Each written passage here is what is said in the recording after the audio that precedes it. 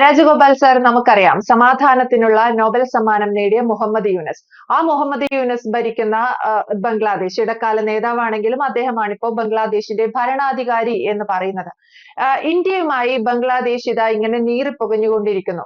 അടുത്ത പാകിസ്ഥാൻ ആവുകയാണോ ഇന്ത്യക്ക് മേൽ ബംഗ്ലാദേശ് എന്ന് ചോദിച്ചാൽ നമുക്കാവാനുള്ള ശ്രമം അവർ നടത്തുന്നു എന്നുള്ളതാണ്. പക്ഷെ ഇന്ത്യക്ക് ഒരു ശത്രു രാജ്യം എന്നുള്ള രീതിയിൽ കാണാൻ മാത്രം ബംഗ്ലാദേശ് ഇല്ല എന്നതാണ് യാഥാർത്ഥ്യം. അതൊക്കെ പോട്ടെ. നിലവിലെ ഒരു ചോദ്യം, എന്റെ ഒരു ചോദ്യം എന്താണെന്ന് വെച്ചാൽ, ബംഗ്ലാദേശ് എടുത്ത ഒരു തീരുമാനം ഇന്ത്യയിലേക്ക് ഇനി സാധനങ്ങൾ കയറ്റുമതി ചെയ്യുന്നില്ല എന്നുള്ളതാണ്. അതും കരമാർഗം ചെയ്യുന്നില്ല. നിങ്ങൾക്ക് സ്വന്തമായിട്ട് കടലില്ലല്ലോ, അപ്പോൾ ഞങ്ങളുടെ ഉൽപ്പന്നങ്ങൾ കടൽ വഴിയല്ലേ എത്തുന്നത്, നിങ്ങളുടെ ഉൽപ്പന്നങ്ങൾ കടൽ വഴിയല്ലേ എത്തുന്നത്, അതുകൊണ്ട് അധികം കളിക്കണ്ട എന്നുള്ള ഒരു താക്കീത് ബംഗ്ലാദേശ് നൽകുന്നു. അപ്പോൾ ഇന്ത്യ തിരിച്ചൊരു പണിക്ക് മറുപണി എന്നുള്ള രീതിയിൽ പറയുന്നു, എങ്കിൽ ഇനി മുതൽ ഇന്ത്യയിലേക്കുള്ള സാധനങ്ങൾ നിങ്ങൾ കരമാർഗം അയക്കണ്ട, കടൽ മാർഗം അയച്ചോളൂ എന്നുള്ളതാണ്. അങ്ങനെ ഇന്ത്യ പറയുമ്പോൾ എവിടെയാണ് ഞാൻ ഈ പറഞ്ഞതുപോലെ ബംഗ്ലാദേശിന് അതൊരു പണിയായി മാറുന്നത്? ഒപ്പം ബംഗ്ലാദേശ് നിലവിൽ മറ്റൊരു പാകിസ്ഥാൻ ആവാൻ ശ്രമിക്കുകയാണോ ഇന്ത്യയോട്? രണ്ട് ചോദ്യം. നമ്മൾ പറഞ്ഞില്ലേ, പാല് കൊടുത്ത കൈക്ക് തന്നെ കുത്തുക എന്ന് പറയുന്ന ഒരു പണിയാണ് ഈ ബംഗ്ലാദേശ് കാണിച്ചത്. നമ്മൾ സൃഷ്ടിച്ചെടുത്ത്, നമ്മൾ രൂപപ്പെടുത്തി വളർത്തിയെടുത്ത ഒരു സംസ്ഥാനമാണത്, ഒരു രാജ്യമാണത്. വളരെ സൗഹൃദത്തില് നമ്മുടെ ഈ അവസാന കാലം വരെ വളരെ സൗഹൃദത്തിൽ നമ്മളോട് സൗഹൃദം സ്ഥാപിച്ചു കഴിഞ്ഞു പോകുന്ന ഒരു രാജ്യവുമാണ്.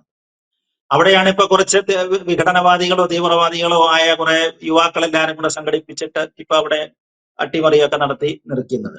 എന്നിട്ട് അവർ ചെയ്തിരിക്കുന്നത്, നേതാവാക്കി വെച്ചിരിക്കുന്നത്, മുമ്പ് നീതു പറഞ്ഞതുപോലെ തന്നെ ഒരു സമാധാനത്തിനുള്ള നോബൽ സമ്മാനം നേടിയ മുഹമ്മദ് യൂനിസിനെയാണ്. അദ്ദേഹത്തിനെ നമ്മൾ കുറച്ച് കാണുന്നില്ല. അദ്ദേഹം വളരെ ശരിയാണ്. നമ്മുടെ ഈ കുടുംബശ്രീ, മൈക്രോ ഫിനാൻസ് എന്നൊക്കെയുള്ള ആശയങ്ങളായിരുന്നു അദ്ദേഹത്തിന്റെ. പിന്നെ അത് നമ്മൾ ഇന്ത്യ അടക്കമുള്ള പല രാജ്യങ്ങളും സ്വീകരിക്കുകയും ചെയ്തു. ഇതിന്റെയൊക്കെ മികവിന്റെ അടിസ്ഥാനത്തിലാണ് അദ്ദേഹത്തിന് അത് നോബൽ സമ്മാനം കിട്ടിയത്. എന്നാൽ കഴിവുള്ള ആളാണ് അദ്ദേഹം. പക്ഷെ ഈ പറഞ്ഞില്ലയോ, സംസർഗം, ആരുടെ നടുക്ക് നമ്മൾ ചെന്ന് പെടുന്നു ആ സ്വഭാവം നമുക്ക് വാങ്ങിപ്പോകും. അങ്ങനെയാണ് ഇപ്പൊ അദ്ദേഹത്തിന് സംഭവിച്ചുകൊണ്ടിരിക്കുന്നതെന്നാണ് എനിക്ക് തോന്നുന്നത്. മുഹമ്മദ് യൂനിസിന് അല്ലെങ്കിൽ ഇത്തരത്തിലൊരു ബുദ്ധി ആയിരുന്നില്ല ഉണ്ടായിരുന്നു. അദ്ദേഹം ആദ്യം പറഞ്ഞത് ഭാരതത്തിന്, ഇന്ത്യക്ക് കരയില്ല, കടലില്ല. നമ്മുടെ 7 സംസ്ഥാനങ്ങൾ, വടക്കു കിഴക്കൻ സംസ്ഥാനങ്ങൾക്കൊന്നും കടലുമായിട്ട് സാമീപ്യമില്ല.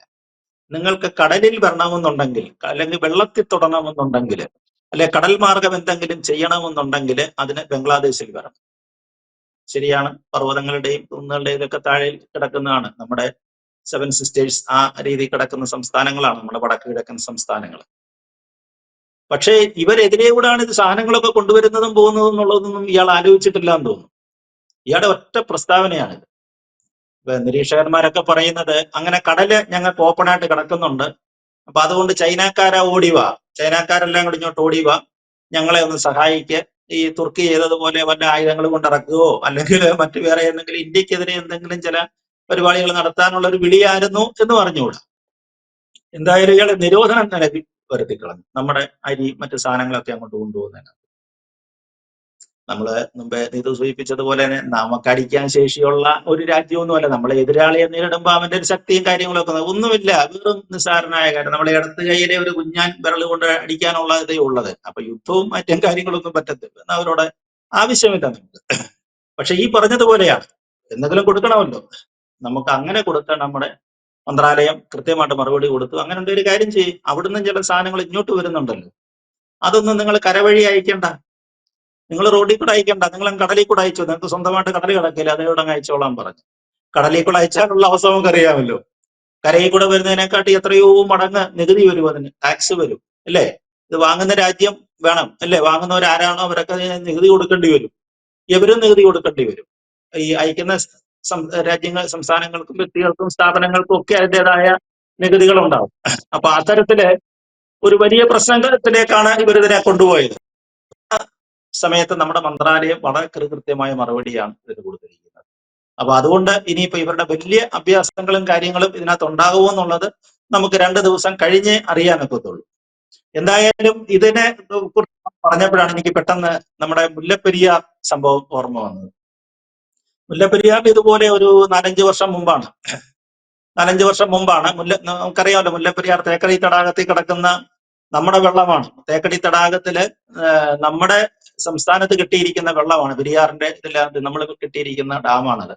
അതിന്റെ ആയുസ്സും അതിന്റെ ചരിത്രമൊന്നും ഞാൻ പറയുന്നില്ല. എത്രയോ 20-50 വർഷത്തെ ആയുസിന് വേണ്ടിയിട്ട് കിട്ടിയതാണ്. ഇപ്പൊ 125 വർഷം കഴിഞ്ഞപ്പോഴും നിലനിൽക്കുന്നുണ്ട്. എന്തായാലും തമിഴ്നാടിന് വെള്ളം കിട്ടുന്നത് തമിഴ്നാടിന്റെ തീരപ്രദേശങ്ങളായ നമ്മുടെ കമ്പം, തേനി വഴി ഇപ്പൊ അവര് വൈഗ ഡാം വഴി മധുര വരെ വെള്ളം കൊണ്ടുപോകുന്നുണ്ട്. ആ വെള്ളം അവർ കൊണ്ടുപോകുന്നുണ്ട്. അതുകൊണ്ടാണ് തമിഴ്നാടിന്റെ കൃഷി ഉൽപാദനങ്ങൾ മുഴുവൻ നടക്കുന്നത് അവിടെ കൊണ്ടാണ്, നമ്മുടെ വെള്ളം കൊണ്ടാണ്. മുല്ലപ്പെരിയാർ വെള്ളമാണ് അവർ കൊണ്ടുപോകട്ടെ, അതിനകത്തൊന്നും കുഴപ്പമില്ല. പക്ഷെ ഒരിക്കലും ഒരു 4-5 വർഷം മുമ്പ് ഇവര് നമ്മളെ ഇതിന്റെ വെള്ളത്തിന്റെ ലെവൽ ഉയർത്തുന്നതുമായിട്ട് ചില കേസുകൾ ഉണ്ടായിരുന്നു കോടതിയിൽ. അപ്പൊ വെള്ളത്തിന്റെ ലെവൽ കൂടുതൽ ഉയർത്തി കഴിഞ്ഞാൽ ഡാം ദുർബലമായതുകൊണ്ട് നമ്മൾ അതിനെ എതിർക്കുന്നുണ്ടായിരുന്നു. അതിന് ഇവരുടെ തമിഴ്നാട്ടിലെ ചില തീവ്ര സംഘടനകളുണ്ട്. മതപരവും രാഷ്ട്രീയപരമായിട്ടുള്ള തീവ്രവാദം പറയുന്ന ചില വൈക്കോ ഇങ്ങനൊക്കെ പറയുന്ന ചില നേതാക്കന്മാരുണ്ട്. പാട്ടാളി മക്കൾ കക്ഷി എന്നൊക്കെ പറഞ്ഞുള്ള കുറെ സംഘടനയുണ്ട്. ഇവരെല്ലാരും കൂടെ ഒരു ദിവസം പറഞ്ഞൊരു പ്രഖ്യാപനം നടത്തി. അപ്പൊ നമ്മൾ പറഞ്ഞു വെള്ളത്തിന്റെ ലെവൽ ഉയർത്തത്തില്ല, അത് കൂടുതൽ വെള്ളം തുറന്നു വിടാൻ പറ്റത്തില്ലെന്ന് പറഞ്ഞ് ഇവര് പ്രതിഷേധിച്ചു. ഇവർ പറഞ്ഞു അങ്ങനെ ഒരു കാര്യം ചെയ്യാം, ഞങ്ങൾ തമിഴ്നാട്ടിൽ നിന്ന് പച്ചക്കറിയൊന്നും കേരളത്തിലേക്ക് അയക്കുന്നില്ല, ഞങ്ങൾ അങ്ങ് തീരുമാനിക്കുന്നു.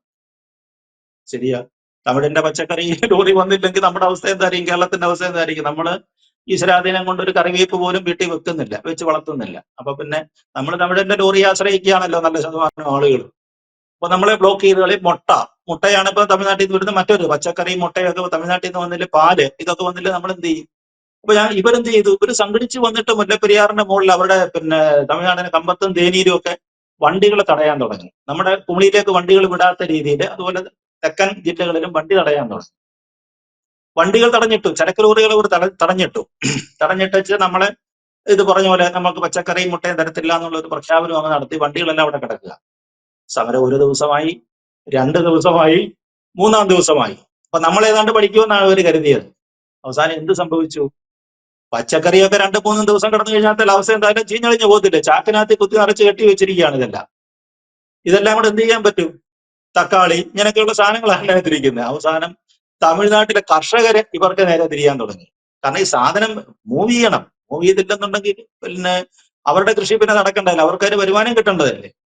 അവസാനം നാട്ടുകാർ തന്നെ വൈക്കോയും പാർട്ടിയെയും പാട്ടാളി മക്കൾ കക്ഷിയൊക്കെ തല്ലുവെന്നുള്ള സ്ഥിതിയിലേക്ക് എത്തിയ കാര്യം.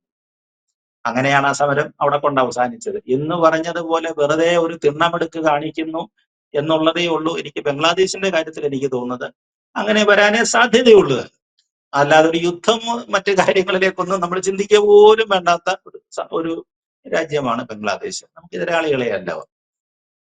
ഇതാണ് എനിക്ക് ആ കാര്യത്തിൽ പറയാനോ.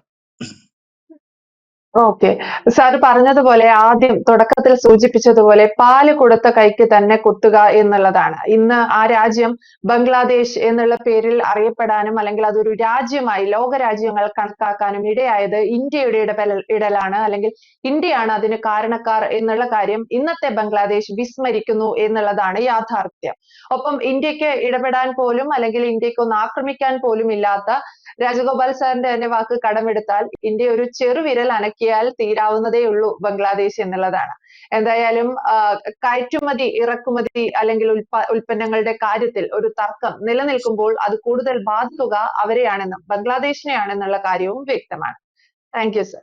കൂടുതൽ വാർത്തകളും വിശേഷങ്ങളും നിങ്ങളിലേക്ക് എത്താൻ ABC മലയാളം സബ്സ്ക്രൈബ് ചെയ്യുക, ബെൽബട്ടനും അമർത്തുക.